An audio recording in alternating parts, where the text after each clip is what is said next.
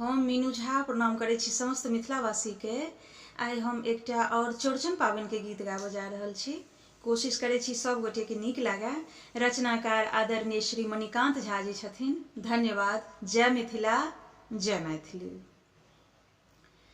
खीरा पान सुपारी कड़ में, डाली में खजूरी टिकरी, जल्दी उगियो चौठी चन्ना, रहियो नहीं मेघक भितरी।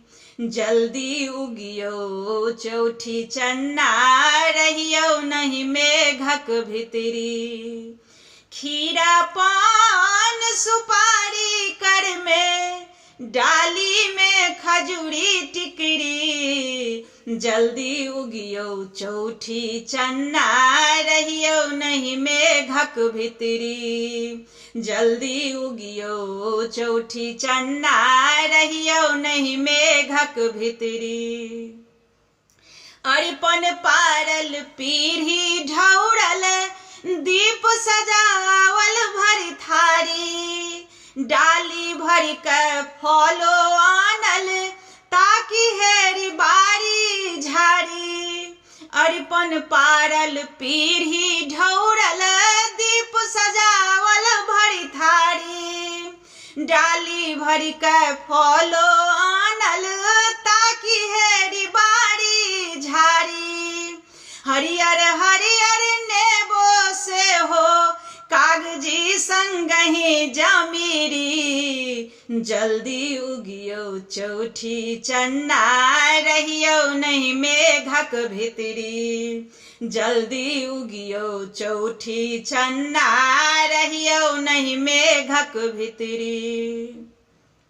उज्जर दही उजरे पूरी, उज्जर फूल कुमुदिनी, उज्जर तस्मै मोरर पारत, उजरे मिश्री के बुकनी। उज्जर दही उजरे पूरी, उज्जर फूल कुमुदिनी, उज्जर तस्मै मोरर पारत, उजरे मिश्री के बुकनी। दप दप उजर अपनहु छियै, अनमन चानी के तस्तरी, जल्दी उगियो चौठी चन्ना, रहियो नहीं मेघक भितरी। जल्दी उगियो चौठी चन्ना, रहियो नहीं मेघक भितरी। हाथ उठौती कन्या काकी, संग सकल परिवार, रोहिणी संगहि पूजल जायब, विधि विधान सरकार। हाथ उठौती कन्या काकी, संग सकल परिवार, रोहिणी संगहि पूजल जायब, विधि विधान सरकार। मणिकांत के दरस देखाबो, घोकची रहल पेटक अतरी, जल्दी उगियो चौठी चन्ना, रहियो नहीं मेघक भितरी। जल्दी उगियो चौठी चन्ना, रहियो नहीं मेघक भितरी।